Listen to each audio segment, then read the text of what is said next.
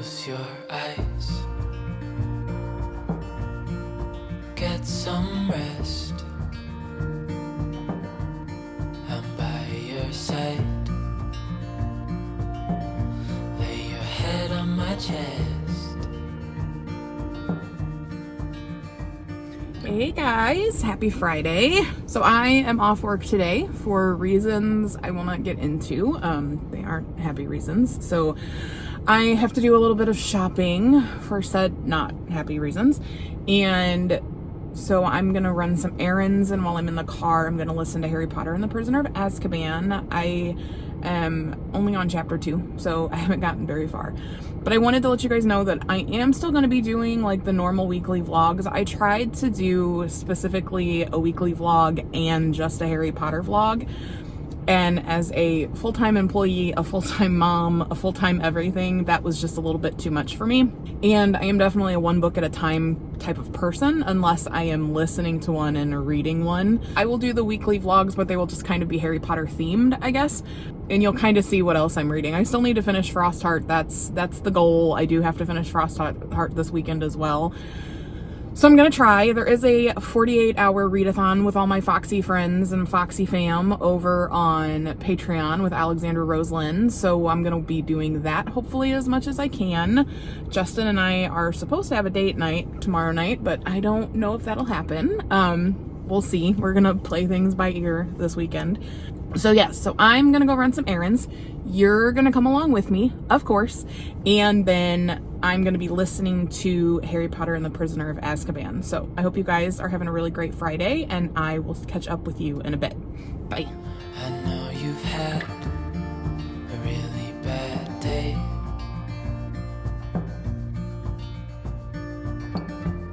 But I'm right here, it's gonna be okay.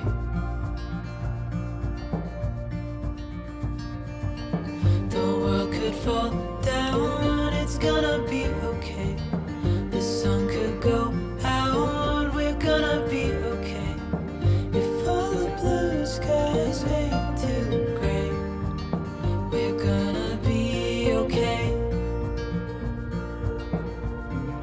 Calm your soul, hold my hand. Do I need to go to Barnes & Noble? No, not really. But am I going to anyway? You're darn tootin'. Hello, old friend. Give me some serotonin, won't you? Ah, there you are. Really? That's quite unfortunate. I got it, and I regret nothing. Don't let go. I understand.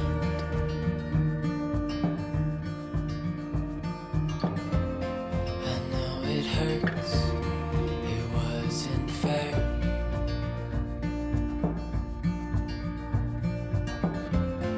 It's over now, so don't despair.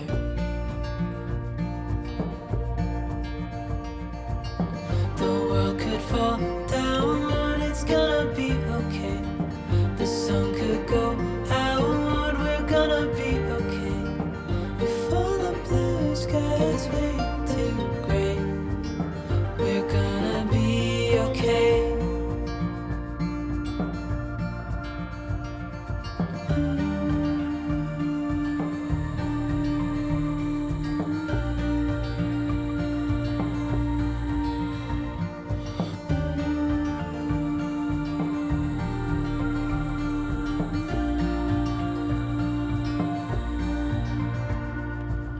The world could fall down, it's gonna be okay. The sun could go out, we're gonna be okay. If all the blue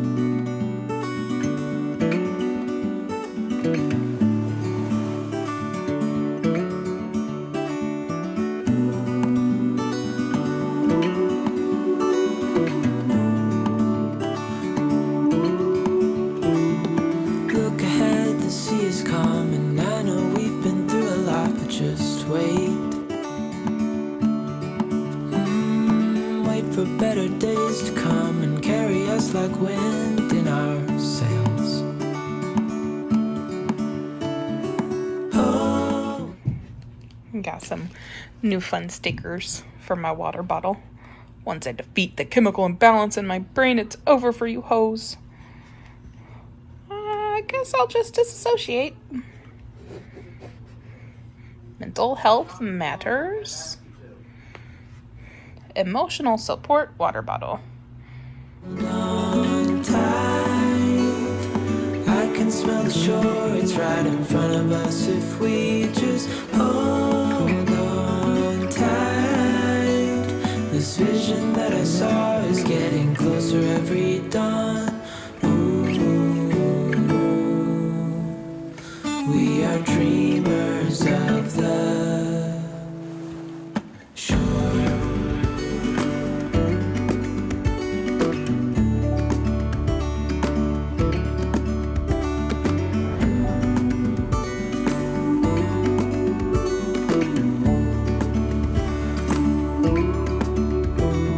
7 years now on this boat, and we all know where we belong. Just wait. Wait for our home to show on the horizon. Soon we'll be there. Hey y'all, happy Tuesday. So I just got this email and I'm so stinking excited. Barnes & Noble sent the exclusive reveal for the Once Upon a Broken Heart finale. Look at this cover. That's gonna be so beautiful. I'm so excited. Hold on tight. I can smell the shore, it's right in front of us if we just hold on tight. This vision that I saw is getting closer every dawn. Ooh, we are dreamers. Hello friends, happy Tuesday. I think I said that earlier, but I'll say it again. Happy Tuesday. So I'm sorry I have not updated you much. It's been a weird week. And so here I am updating you to tell you kind of where I'm at and what I'm doing. Welcome to my kitchen. I'm getting ready to make dinner. We're having fish and chips. We're gonna be British tonight. It's not really a British accent, is it? Oh well. I wanted to give you a heads up that I did finish Frost Heart and it was really, really good. I gave it 4 stars, which for me is pretty good. I really enjoyed it. The thing that I think really made the story were the different illustrations. Like, it definitely brought it more to life, in my opinion. Gave you a better idea of like what these things look like, kind of what it did. Basically, this follows Ash, whose parents left him when he was little and he lived in a stronghold and the community basically took care of him. He had different guardians throughout his childhood, but he has like a little bit of a magical power. He's a song weaver, and basically what a song weaver can do is they can weave their songs with like leviathans, which are this world's big bad, and other little guys and other big bads, and he can calm them down or he can be manipulated by them. It just kind of depends on how well his powers work. Everybody has been forbidden to sing in his stronghold, so he keeps getting passed from guardian to guardian to guardian because of behaviors, because of different reasons, and he ends up with Tobu, who is a Yeti, and I love Tobu. He ends up singing and he calms leviathans that are coming after the stronghold, but he ends up exiled, him and Tobu both. And instead of living their life outside the boundaries, he decided to hop on a ship called the Frostheart with some pathfinders who go from stronghold to stronghold and make sure that they're okay. They bring more resources, they get resources, things of that nature, because this world, it's just covered in snow. They talk of the world the way it used to be, but for the most part, it's just covered in snow, and the strongholds, or the little townships basically, are pretty far from one another. And so these pathfinders go out to try to find strongholds. They create maps. They're basically pirates. It's pretty cool. So he jumps on this Frostheart, which is the raft ship thing he's on, makes some friends, and works on his song weaving abilities with Tobu's help. But Tobu has a different strange way of teaching, but he's trying to get in line with it. But you find out there's a big baddie that is not being a great person, and yeah, I'm not gonna give away the ending because That would just be mean. It's really, really cute. It's a middle grade, and I'm very excited to say that it's done. And I'm actually trying to get my hands on the other books because there is a trilogy.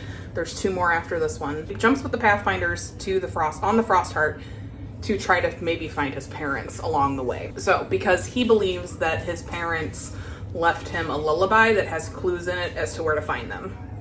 So, he gets into some shenanigans, and he has a good time.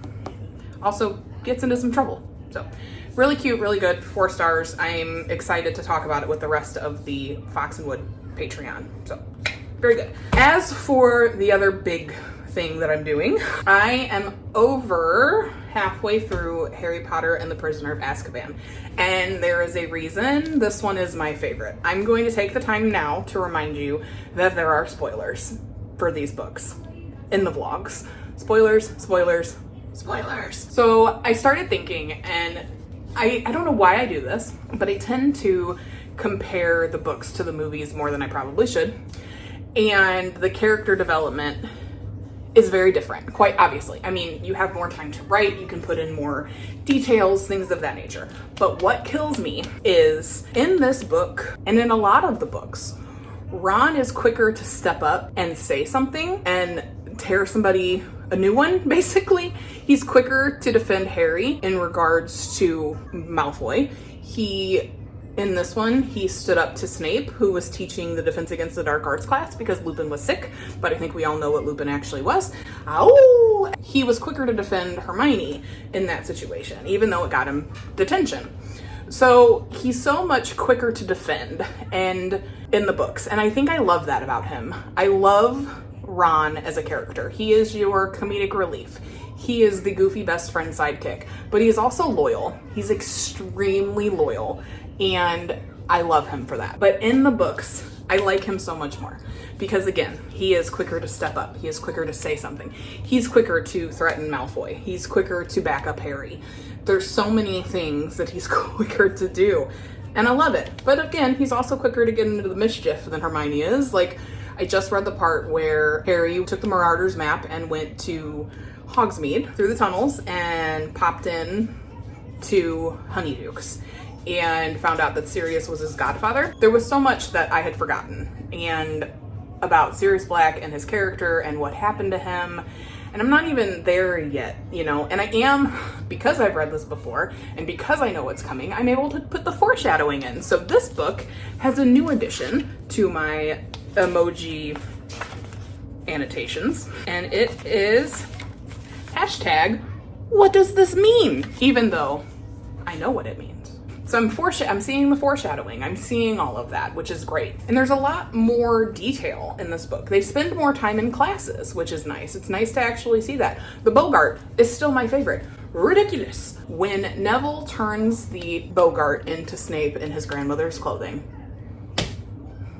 I lose it every time. It's so great. And then it's Christmas, and they just did the crackers that they do. Like you crack them, and you get some fun present. And Snape did one, and he got a witch hat that had a vulture on the top of it. I was like, karma, cosmic karma. You totally don't think that Snape is ever gonna get redeemed as a character.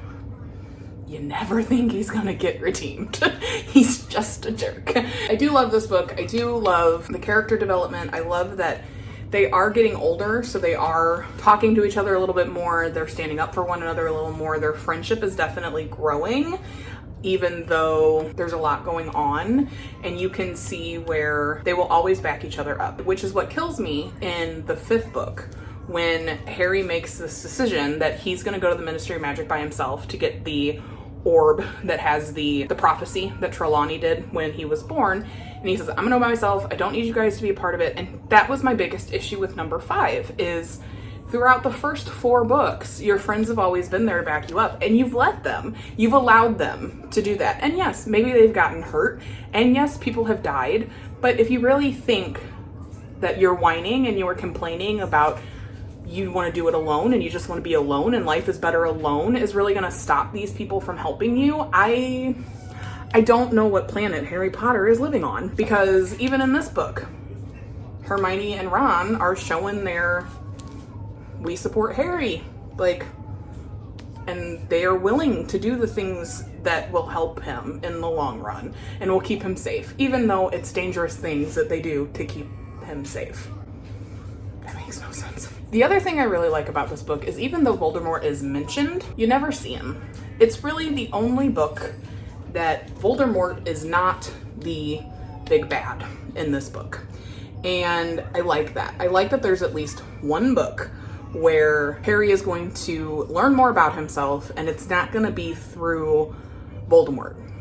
I also still really don't like Draco, and I sure as heck don't like Lucius. And I know you're not supposed to. They're the villains in this story. Well, some of the villains. Buckbeak, man. I will never forgive Draco for what happened to Buckbeak. And Buckbeak doesn't even die, but I will never forgive Draco for what happens to Buckbeak. And I will never forgive Draco because of how sad Hagrid is.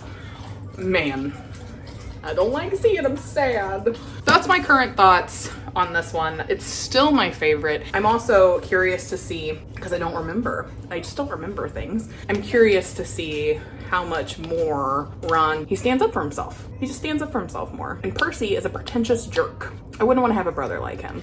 And I wouldn't be proud of him if he was head boy. I'd make fun of him just like Fred and George do. It's really the only update I have for you. I'm still going strong. I am hoping to knock it out and move on to book number 4. I will probably be going into February with these because life has happened, and because life has happened, I have not been able to read as much, but I'm hoping that life will now start to kind of settle down. Say hi, Cadence. So I'm hoping that life will start to settle down and things will be a little bit easier and I'll be able to read more. We are supposed to get a gnarly winter storm tonight, talking like 5 to 10 inches of snow and ice. And so more than likely my kids will be home from school tomorrow, raiding my pantry, not unlike that one is doing now, eating all my food. What are you looking for? You want to eat a Pop-Tart? Yeah. Yeah, Mom. Hey, guys. I love you guys. All right, go eat. Oh, it's chocolate. It's chocolate. So as I was saying, we're supposed to get 5 to 10 inches of snow tomorrow, and for tonight into tomorrow. And so more than likely these kids will be home, assuming that's what happens.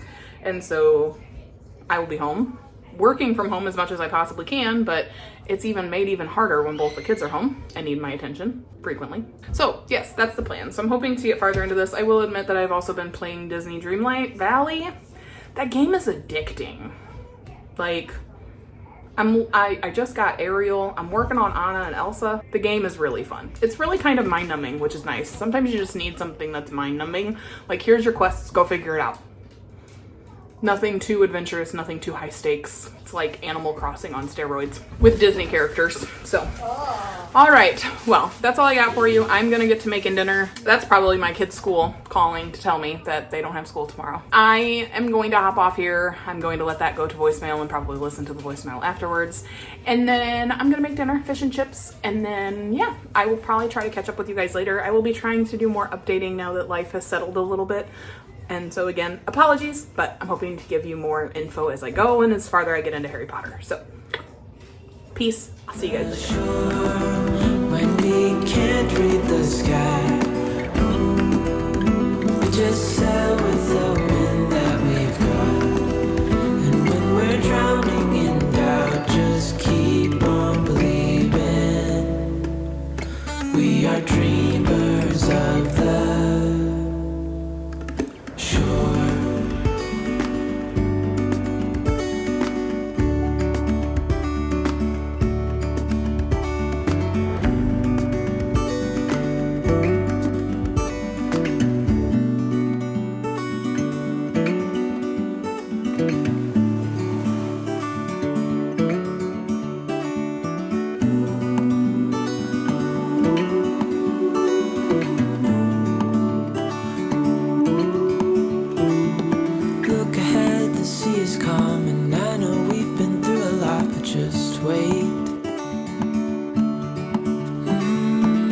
For better days to come and carry us like wind in our sails.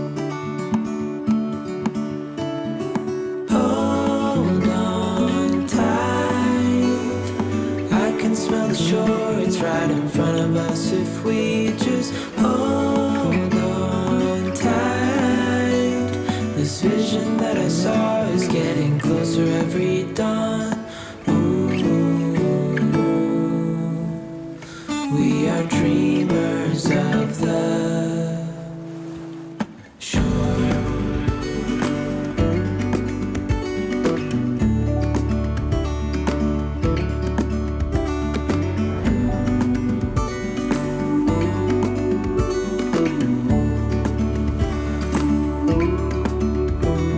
7 years now on this boat.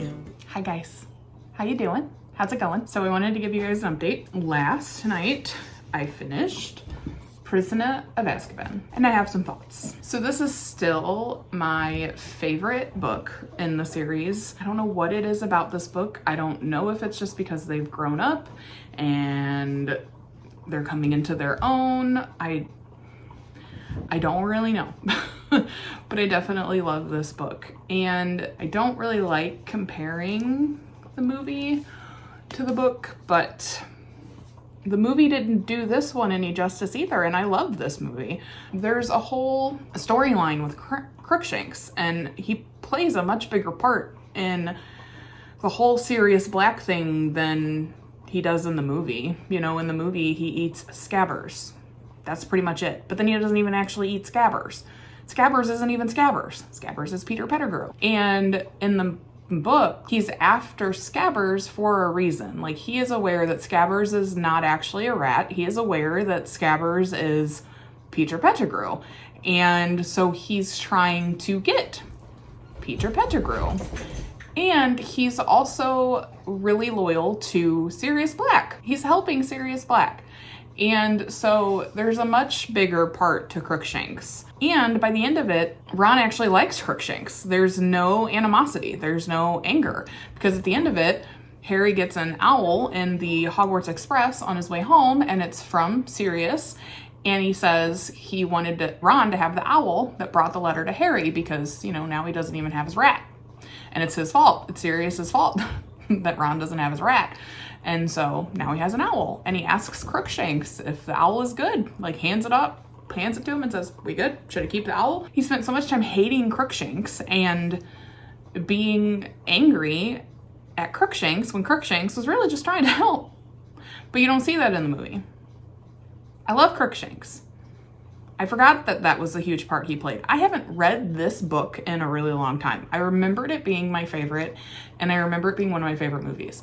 But I haven't read this book in a really long time, and I regret not having read it again sooner because there is so much more in this book. You find out so much more about Harry's dad. My problem with the movie is, with most of the movies, is that they seem to have filmed them off the assumption that you have read the books and that will fill in the gaps, when in fact it does not. If you haven't read the books, you do not know who Moony, Wormtail, Padfoot, or Prongs is. You can figure out that Moony is Lupin because Lupin is a werewolf, and you can figure out that Padfoot is Sirius because Sirius's anime guy is a dog that's about the size of a bear. And you can maybe figure out that Peter Pettigrew was Wormtail if you want to put 2 and 2 together, but did you know that James actually was also an illegal animagus and actually transformed into a elk with the horns and all of that? I totally spaced that. I knew that Moony, Wormtail, Padfoot, and Prongs was Lupin, Sirius, Pettigrew, and James, but I just assumed, I had forgotten that they had all decided to be illegal anime guy because it meant that they could hang out with Lupin when he wolfed out when they were in school, and he wouldn't hurt them because they were in animal form. Werewolves only go after humans. And so that's why they did that, and they're illegal. They're not registered. But I just assumed, for some reason, because I spaced that James was an anime guy, and that it was because of his Patronus. I assumed his Patronus was an elk. No, Harry's Patronus is an elk, and it is an elk in representation of his dad. The pieces are coming together for me. It bothers me that in order to fully understand the movies, sometimes you really do need to read the books. And I get that they can't put all this information in the movies, so this is me saying they should turn this book series into a TV show. You have 7 seasons, 8 seasons if you split book 7 in half like they did with the movie, of a TV show. where you can get into the nitty-gritty and you can get into the details.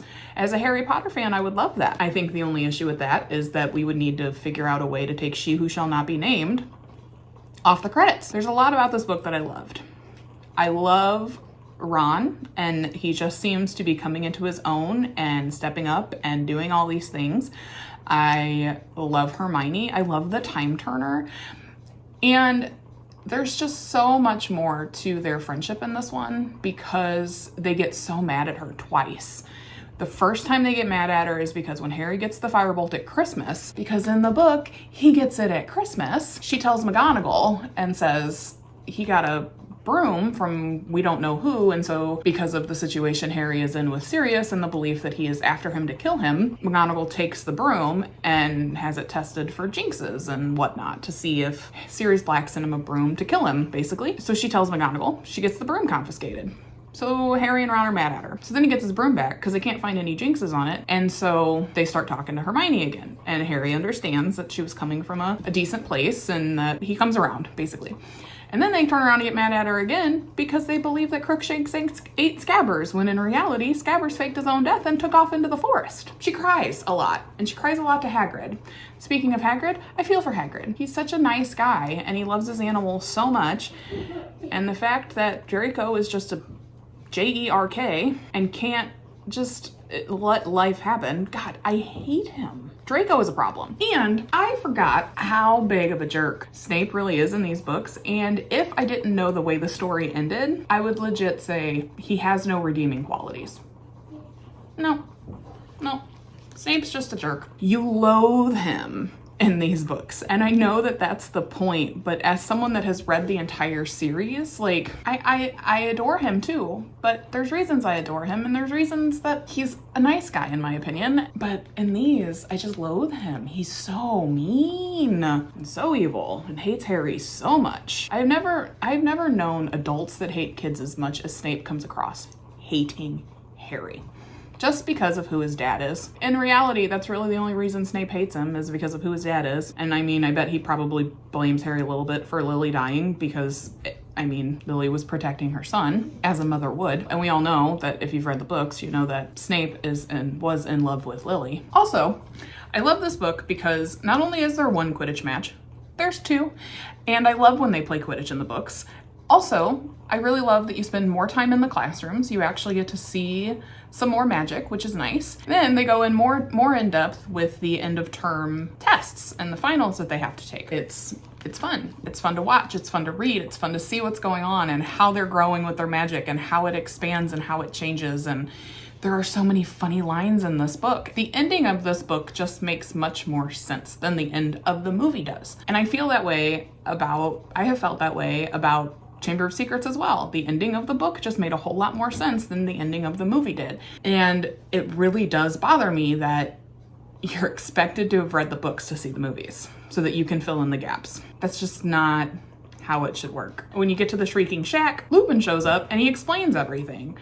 And you don't really realize that, like, he killed 13 people, he killed 13 muggles, and all of this stuff and why it happened and how it happened, and it's all explained in here. The writing in this book, as much as She Who Shall Not Be Named is a terrible person, the writing in this book is a lot more advanced than the last two books, which I can appreciate. You can tell that She Who Shall Not Be Named is trying to expand her audience base. And so the storylines are getting better. The storylines are starting to get a little darker.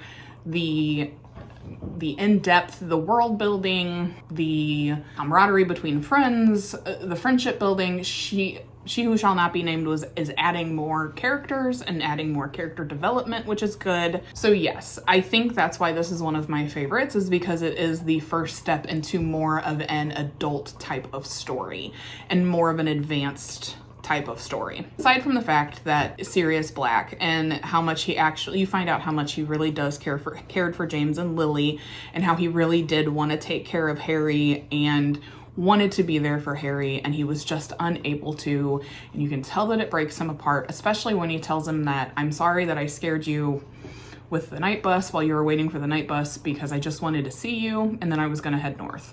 Like, he just wanted to get eyes on Harry. He wanted to see him because he hadn't seen him since he was 1, and he loved Harry, and he still loves Harry. That story alone makes this my favorite.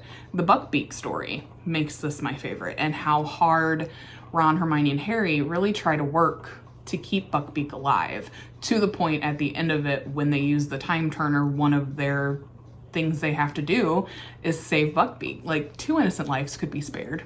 So they use Buckbeak, they save Buckbeak, and they take Buckbeak to get Sirius, and then Sirius and Buckbeak fly off into the night. Those 2 storylines alone make me really enjoy this book. Also, can I just say, the adults in this book, some of them are really dumb. When they are in the 3 broomsticks and Harry has snuck to Hogsmeade and he is not supposed to be there, and they're in the 3 broomsticks and they're having butterbeer, and McGonagall, Cornelius Fudge, Madame Rosmerta, and Hagrid are talking about what happened with Sirius Black and who he is and all of that. Why are you doing that in a public forum? I will say, at least in the movie, they had the audacity to go upstairs, and at least then Harry had the invisibility cloak and he chose to follow them. In this case, Hermione and Ron shoved him under the table, and then Hermione moved a Christmas tree over so that the adults wouldn't see them. Okay, fine. But still, you were talking about this man in an open bar where anybody can hear you on a day that kids are there from Hogwarts.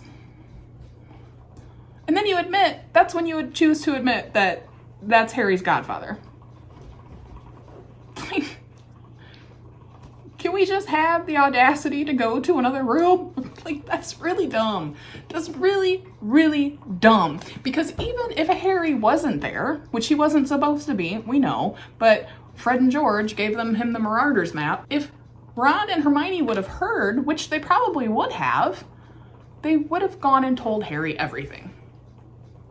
The professors and the adults in this book are not always smart, and I love them. Like, I love Professor McGonagall. I love Hagrid. I don't like Cornelius Fudge. Make better choices, adults. Make better choices. 5 out of 5 stars is what I did give this book. I'm still sitting on it. I'm still railing on it, but I really love this book, and I am slowly beginning to realize that I should have read these sooner, and I shouldn't be giving so much credit to the movies. This is the second book I've read where it did not do this book justice at all. They hit the highlights. I still love this book. It's still my favorite. I love Hogsmeade. I love that they get to leave and like go and spend some time outside of Hogwarts and not at home. I love talking about how they're out. It's a nice day, so they're out and they're laying on the grass and they're trying to, you know, hang out and watch the sea monster in the lake. And I love that it is growing up. I think that's what I love most about this book, is that it is growing up, and it is the first step in growing up. So now we're gonna move on to this bad boy, Harry Potter and the Goblet of Fire. This one might take me a while. I loved this book as well. It's not my favorite, like, for lots of reasons. It's not my favorite. It's still better than Chamber of Secrets in my opinion, but there are parts about this book that I just don't like. It's just not my favorite story.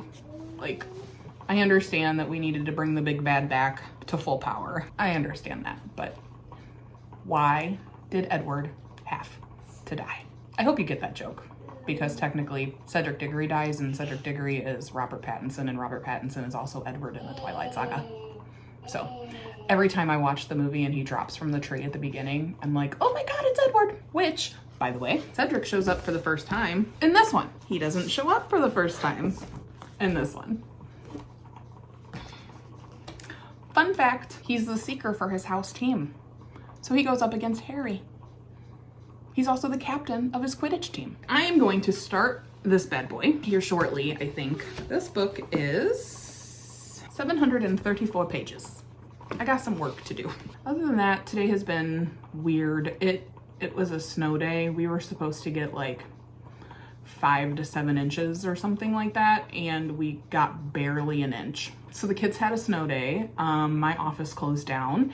The roads were slushy this morning, according to Justin on his way home, but nothing treacherous. And then this morning today I'm working from home, but my kid's in kindergarten, and instead of having a normal snow day, they do these alternative method of instruction days. And so my oldest is in their room doing their work, not really expected to meet with their class unless they have a question about an assignment. My youngest, my kindergartner, has to log on with her Chromebook, log into a Google Classroom, log into a Google Meet, do all these assignments with their teacher, with their classmates. So I had to sit with her and help her with her work and make sure that she joined and all of this stuff. And I just had flashbacks, terrible flashbacks to 2020 when it was a full school year of virtual learning. And at the time, Charlie was in 5th grade. I still had to support them and help them. And it's a lot when you are working from home as well and still expected to do your job. I respect teachers so much for what they do. I really do. I don't know how they did it. Like listening to Cadence's class today, I was like, how did you do this for a year? How did you teach kindergartners in a virtual setting for a year? But I digress. I'm gonna get off here. I am going to maybe figure out what we're doing for dinner. I guess it's not technically dinner time yet. Justin said he wanted soup, but I don't have any soup. And I don't really feel like going out. Even though there's no snow on the ground, I'm still in my jammies. I don't feel like getting dressed. I worked in my pajamas today. I do also need to film a book haul because I initially did a book haul in the vlog that I scrapped, which you will see some footage from in this one, because doing 2 vlogs was too much. Doing a Harry Potter vlog and a weekly vlog was too much. And so I just decided to make the weekly vlogs Harry Potter themed. And so while also talking about any books that I've read also, like I finished Frostheart, letting you know that too, but it was just too much. And so I scrapped an entire week's worth of footage, except I did use some of it for this vlog because I didn't film anything on Saturday because that was the day of my uncle's funeral. So I just gave you footage from last Saturday when I went book shopping. So I do have a book haul for you. I will film a book haul for you, so you can see what I've bought in the month of January. I have attempted to put myself on a book buying ban. It didn't really work because then I turned around and went and bought a book. And then Justin has bought me 2 books for no reason other than to say, here's a book. Oh, look, here's another book. So I will film a book haul for you. I might do that tomorrow when I'm actually all done up and not in my pajamas. And then I'm trying to figure out what I want to do for February. Do I want to do the typical, like, romance lovey-dovey books, or should I do horror books? Just do the exact opposite of what is expected of me for the month of February. Decisions. If you want to comment down below what you think, go for it. Because I do have lots of horror books I want to read. I'm gonna stop blabbering on, and so I will just catch y'all later. Okay, bye. Bye. Where we belong, just wait. Wait for our home to show on the horizon. Soon we'll be there. Hold on tight. I can smell the shore. It's right in front of us if we just hold on tight. This vision that I saw is getting closer every dawn.